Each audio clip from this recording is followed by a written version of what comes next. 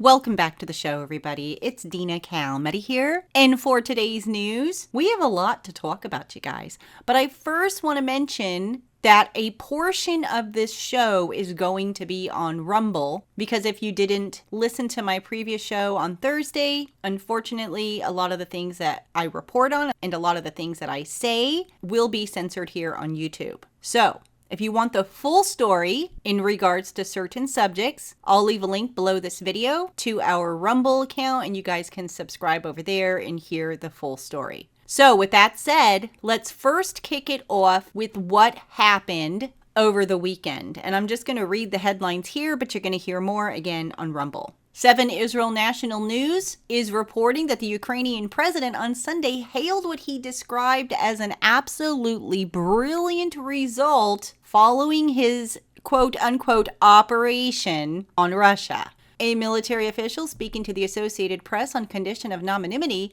detailed the extensive operation, confirmed that drones impacted 41 planes at various Russian military airfields. AP had reported that the operation was a year and a half in the making, with President Zelensky personally supervising the operation. As you can see on the screen, Putin is urged to use, as Russians are furious at Ukraine for what they're calling a Pearl Harbor attack. Russian papers and military bloggers are mulling an extreme response after Ukraine launched these operations on Moscow's air bases. So you guys go over to Rumble, see the full report, but it looks like Russia is looking at a very harsh response to Ukraine. The Daily Mail is reporting, in addition to other sources, that NATO must be prepared for a confrontation with Russia. You will get the full report on Rumble. So with that said, here you have this headline, and then you have Russia warning that the UK must be prepared. And that full report will be on Rumble. And I'm sorry I have to do this, you guys, but I just can't say certain things because for some reason, as I said earlier, I'm censored. But if you can see from the headline, Russia is also saying, yeah, you're a member of NATO and you're going to have to deal with us later on. So this is definitely a very serious situation. But we know from prophecy that it's going to happen. We see Jesus warn us in the books of Matthew, Mark, and Luke that you will hear of wars and rumors of wars, kingdom rising up against kingdom and nation up against nation. And we also know about the red horse in the book of Revelation, that there will be several conflicts in the world. So right now, we're actually watching it ramp up. And it's a perfect door for the Antichrist after the rapture to walk through and say, let's have peace, which of course is going to be a false peace. Now, Fox News is reporting that according to U.S. Ambassador to Israel, Mike Huckabee, the United States will not participate in a conference next month in New York City, hosted by France and Saudi Arabia, aimed at promoting the recognition of a Palestinian state. But he goes on to say that it's incredibly inappropriate to go out and present something that I think increasingly Israelis are steadfast against. He went on to say that if France is really so determined to see a Palestinian state, I have a suggestion for them. Carve out a piece of the French Riviera and create a Palestinian state. They are welcome to do that, he said, but they are not welcome to impose that kind of pressure on a sovereign nation. And I find it revolting that they think that they have the right to do such a thing. I hope they will reconsider, but the U.S. will not participate. It simply will not be a part of such a ruse. He went on also to say that I don't think pro-Israel Americans need to be concerned that there's some rift between the United States and Israel. Are there sometimes differences of opinion on the next steps with getting the hostages home, or maybe to avoid an all-out conflict with Iran? Of course, that's natural. But as far as the relationship between Israel and the U.S., that is not in any way at risk, nor is it in any way splintered or fractured. It's solid. It has to be. We don't have a choice. It's critically important that the United States maintains its partnership, and I use that word very deliberately, he said. It's not a friendship, it's not an alliance, it's a partnership, which means that we are yoked together in our intelligence-sharing military, so many ways in which our nations are linked inseparably. So I want to point out that Mike Huckabee is also a Christian, and it seems, as of right now, that he is definitely aware of Bible prophecy. prophecy. And this is exactly what we needed in the Trump administration.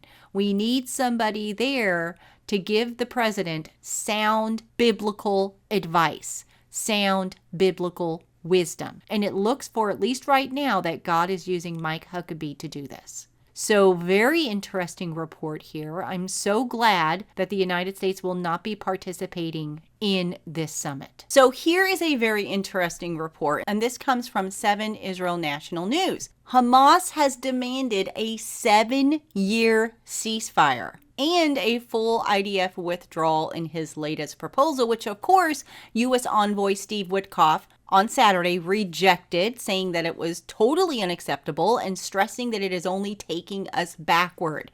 The interesting part about this is that one number, 7. Where else do we see that? Well, it's in prophecy in the book of Daniel, chapter 9, verse 27, where the Antichrist will confirm a covenant with Israel, as well as many others, for 7 years. Of course, it's going to be a false peace, but what is interesting to me is that number 7. Of all numbers they could have chosen, it could have been 2, it could have been 1, it could have been 3, but 7? That right there, you guys, is prophecy. Now, does this mean that the Antichrist is Hamas? No, of course not. But is he alive? Absolutely. I believe that every generation, the enemy has a candidate chosen because he doesn't know when God is going to return. Nobody knows, right? So if he doesn't know which generation that Jesus is coming back, although he's watching the signs, just like we all are, he knows the Bible better than we do. He has to have a candidate. So there's definitely somebody alive that would fit that mold for the Antichrist. Now, we don't know who he is, but I just found this very interesting. And I saw it on social media first, and I could not find a headline until today that actually says Hamas demanded a 7-year ceasefire. So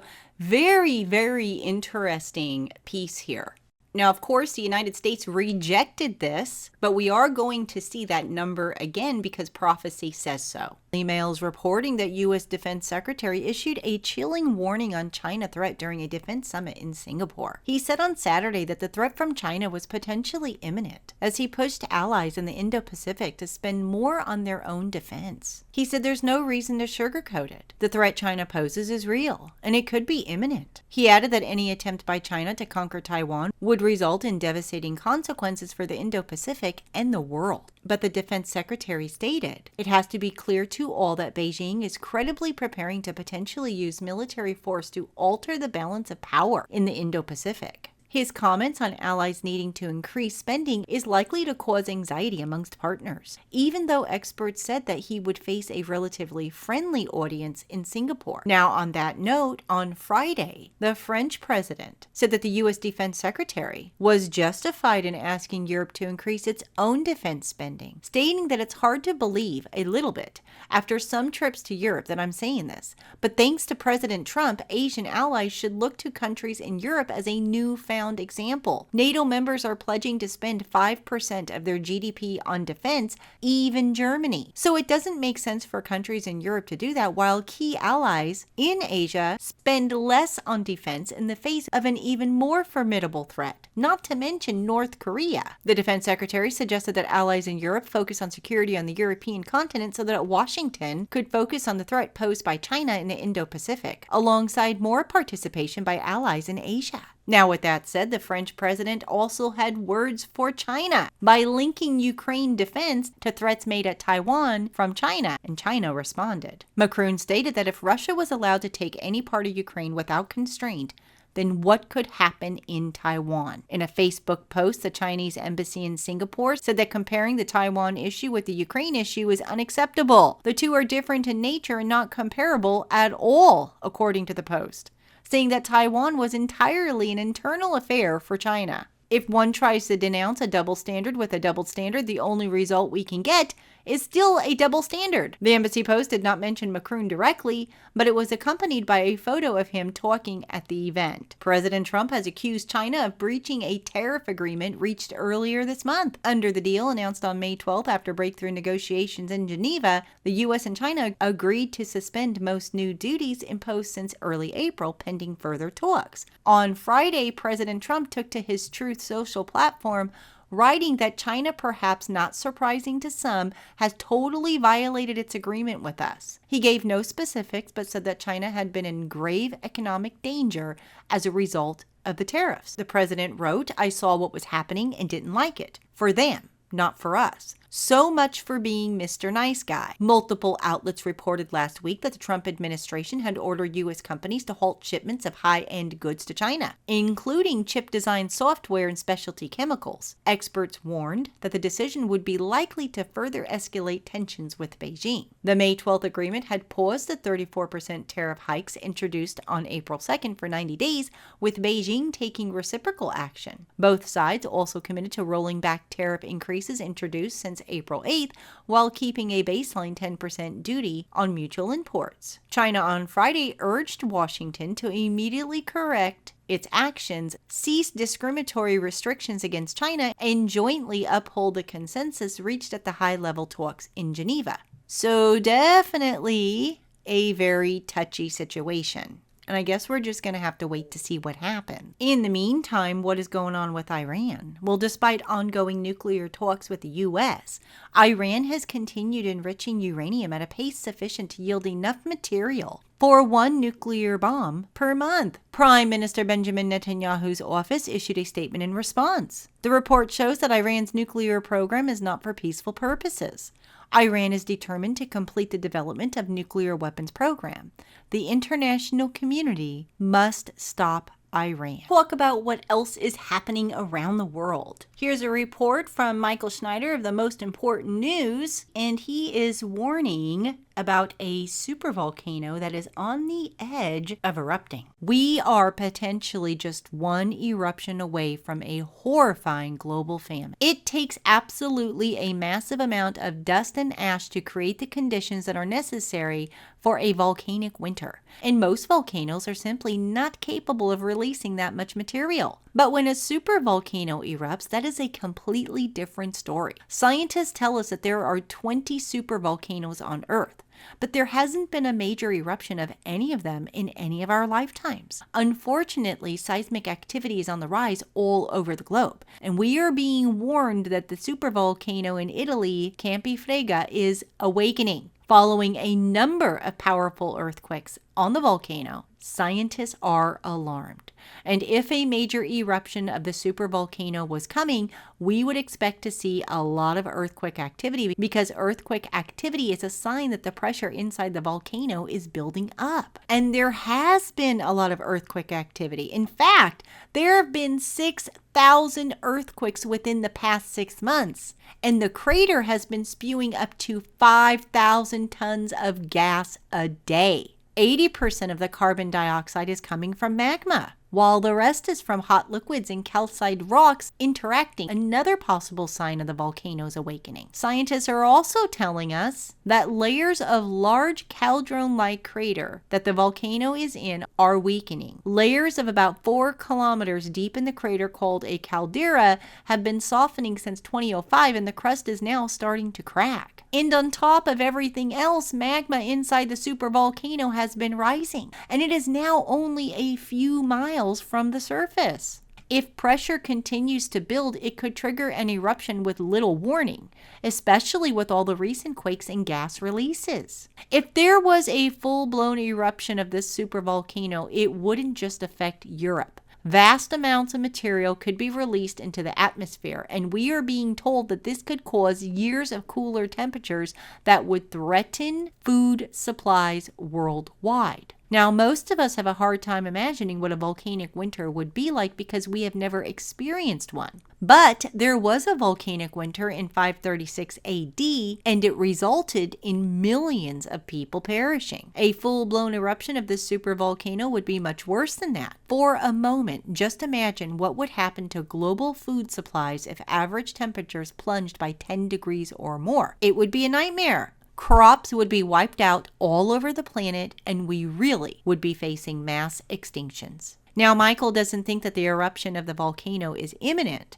However, scientists openly admit that it is certainly a possibility that we could see an eruption earlier this year or within the next few years. And if that happens, all of our lives will be completely turned upside down. Speaking of volcanoes, huge clouds of ash more than a mile high have erupted from Mount Etna, triggered by an avalanche of boiling rock hurtling down the side of the volcano. Tourists visiting the Italian volcano were forced to run for their lives after a ginormous ash cloud erupted behind them. Residents in nearby towns and cities could see the dramatic cloud begin to dominate the skyline, with ash beginning to settle on buildings and roads. And a red aviation warning was briefly issued. The most active volcano in Europe had been experiencing some activity in the last few hours, with volcanic tremors felt overnight, but has escalated to continuous explosions of growing intensity. So certainly some volcanic activity over there in Europe.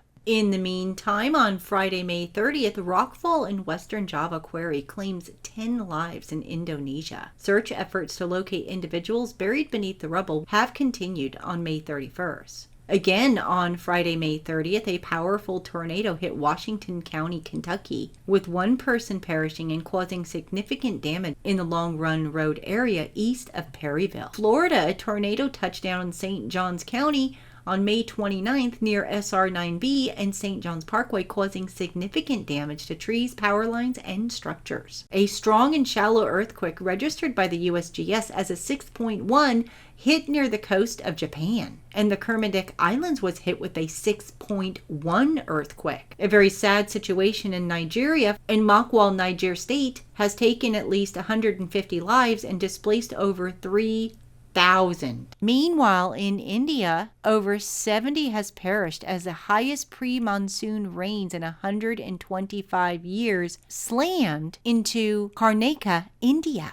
Wildfires in Canada force over 25,000 to evacuate as smoke spreads over much of the United States. With that said, what is happening in our skies? Venus is concealing at least 3 city-killer asteroids that could strike Earth in weeks without warning, potentially wreaking havoc upon our planet before we can react. The international research team wrote that at least 3 of the asteroids, 2020 SB, 524, 522, and 2020 CL1 that circled the sun in tandem with our twin planet have unstable orbits that take them dangerously close to Earth. If this shaky trajectory is shifted only slightly by a small gravitational change or other force, the asteroids could be set on a collision course with our planet, according to the study. Co-orbital status protects these asteroids from close approaches to Venus, but it does not protect them from encountering Earth. And to make matters worse, the aforementioned cosmic rocks' orbits make them almost invisible to earthly detection devices. While scientists at NASA and other space agencies routinely track potentially hazardous near-Earth asteroids, the telescopes cannot spot rocks in a suborbitable path with Venus due to the sun's glare, which shields them like a cosmic cloaking device. So this is definitely not a good situation. The odds of it happening right now, you guys, are very slim. But if it were to happen, an impact would leave a crater over 2 miles wide and generate 1 million times more energy than what happened at Hiroshima in Japan in 1945. Now, could this happen during the tribulation period? Absolutely, because we're told by Jesus himself that we would see signs in the sun, the moon, and the stars. And we are definitely seeing that right now. In the meantime, Prophecy Recon is reporting that they are now creating a forehead tattoo. Imagine a future where your boss doesn't need to ask you how you're feeling. They'll already know thanks to a transparent electronic tattoo stuck to your forehead. That's the vision behind a new device developed by researchers in Texas. A non-permanent wireless e-tattoo designed to monitor your mental workload. Using electrodes and a machine learning algorithm, the device tracks brain activity and eye movements to detect when your mind is overloaded. While the technology was originally developed with high-stakes professionals in mind, like pilots or doctors, its broader implications raise serious questions about privacy and workplace surveillance. The device, which uses EEG and EOG sensors embedded in a skin-thin film, is cheaper and less bulky than traditional brain caps. It's even tailored to the user's facial features for better signal accuracy. In tests, participants wore the tattoo during challenging memory tasks, and the system successfully detected rising mental strain.